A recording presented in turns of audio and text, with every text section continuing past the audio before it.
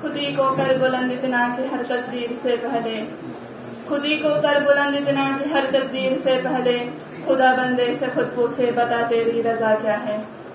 آج کی اس پروکار تقریب کے عزت مآب صدر مدرس شعبہ اردو پروفیسر محمد ریاض احمد صاحب، ڈاکٹر جمال سر، ڈاکٹر اعجاز سر، صفحہ سامعین میں اسکالرز حضرات، میرے عزیز ساتھیوں، میری جبین عقیدت سلام کہتی ہے، قبول ہو کہ محبت سلام کہتی ہے۔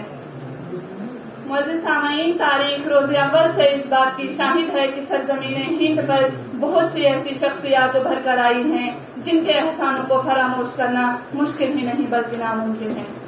انہیں آفتاب اسی فہرست کے آفتاب و مہتاب زندہ و جاوید شخصیت کا نام سر سید احمد خان ہے۔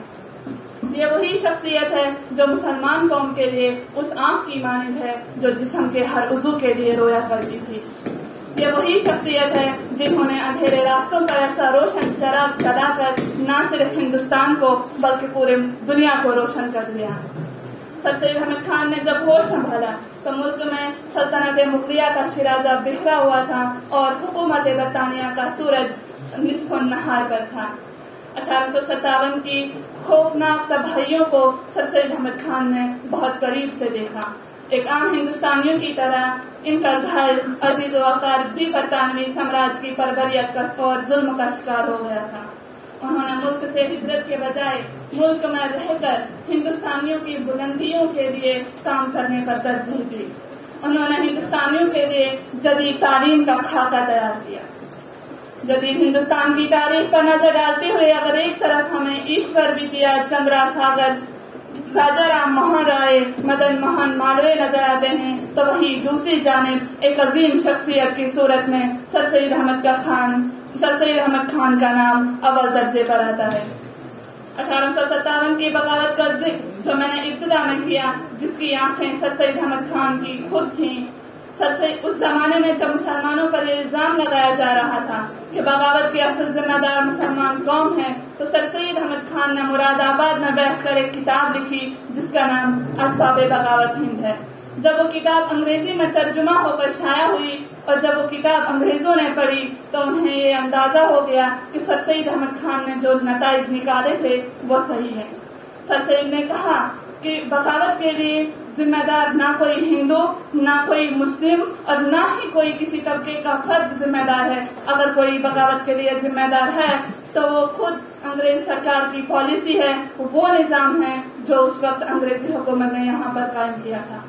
معزز سامعین، اس عہد کی تاریخ کو اگر دیکھنا ہو تو غالب کے خطوط موجود ہیں، اس عہد کے نقوش کو اگر دیکھنا ہو تو سر سید کی تحریریں موجود ہیں۔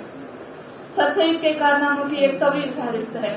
انہوں نے برطانیہ کا سفر طے کیا۔ یہ سفر انہوں نے اس لیے طے کیا کہ وہ دیکھ سکیں کہ وہاں کی تعلیمی پالیسی کا ڈھانچہ کیا ہے، اس کے کالجز اور یونیورسٹیز کیسی ہیں۔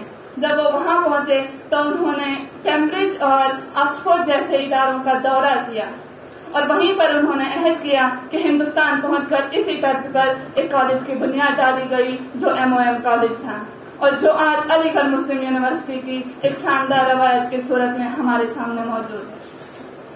معزز سامعین، سر سید کی پیروز خدمات اور ان کی افکار و نظریات سے جہاں مسلمان طبقہ مستفید ہو رہا تھا، ان کی زندگی میں ایک نیا آفتاب طلوع ہو رہا تھا، وہیں دوسری جانب سر سید کی شخصیت زیر بحث لائی۔ مذہبی عقائد کے نقطۂ نظر سے علماء وقت نے انہیں کافر و بے دین کی صف میں کھڑا کیا، وہیں دوسری طرف روشن خیال طبقے نے انہیں مجتہد العصر اور امام زمانہ کے نام سے یاد کیا۔ سر سید کے تعلیمی افکار کو جہاں دقیانوسی طبقے نے انہیں اسلام کش اور انگریزوں کا ہم نوا قرار دیا، تو وہیں دوسری طرف ماہرین علم و فن اور دانشوروں نے انہیں زمانہ شناس اور دور اندیش کے خطاب سے نوازا۔ سیاسی میدان میں جہاں انہیں ابن الوقت کہا تو دوسری طرف سیاسی دانشوران نے ان کی ذہانت و مدانت، ان کی دور بینی کے سبب انہیں مسلح قوم کے نام سے یاد کیا۔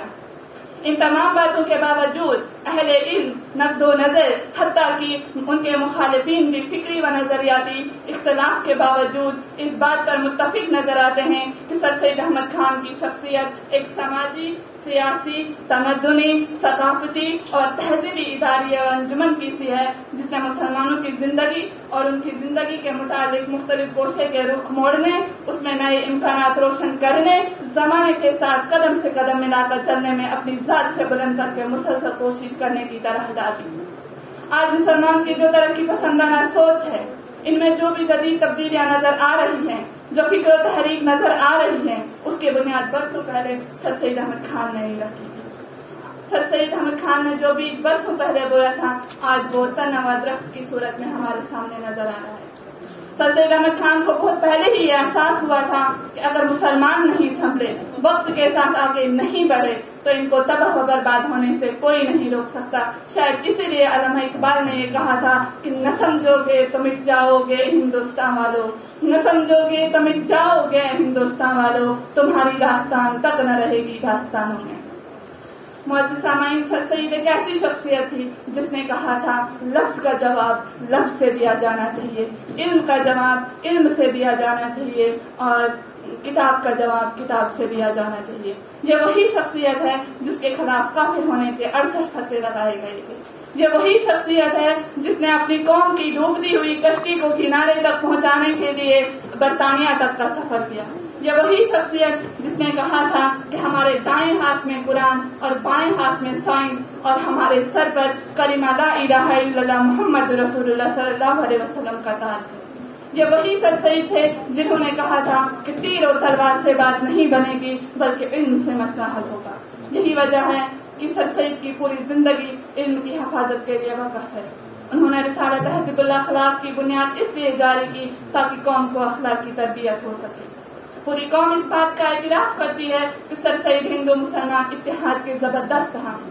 انہوں نے کہا کہ ہندوستان ایک خوبصورت دلہن ہے اور ہندو اور مسلمان اس کی دو آنکھیں ہیں، اگر ایک آنکھ کھو گئی تو خوبصورت دلہن بدصورت ہو جائے گی۔ معزز سامعین، سر سید کی خدمات کی فہرست اتنی لمبی ہے کہ چند منٹوں میں سمیٹنا ایک گرتے ہوئے پہاڑ کو ہاتھ دینے کے مترادف ہے۔ دامن مہلت میں وقت کی قلت کا پاس رکھتے ہوئے یہ شعر عرض کرنا چاہوں گی کہ شام در شام جلیں گے تیری یادوں کے چراغ، شام در شام چلیں گے تیری یادوں کے چراغ، نسل در نسل تیرا درد نمایاں ہوگا۔